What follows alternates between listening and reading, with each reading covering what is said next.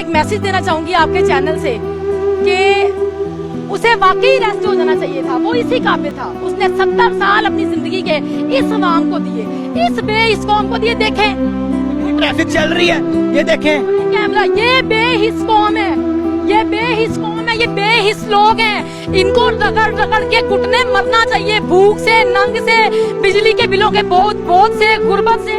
ये अवाम मरनी चाहिए। आंखों में आंसू। इसी काबिल है, ये इसी काबिल है। ये अपने बच्चों के हक के लिए घर से बाहर नहीं निकले ना, ये खान के लिए भी कभी नहीं निकलेंगे। खान वो है जिसने खेल के मैदान में आया, पाकिस्तान का नाम रोशन किया, जिसने इस मुल्क को कैंसर अस्पताल दिया, नमन यूनिवर्सिटी दी, कादर यूनिवर्सिटी उसने बना के दी।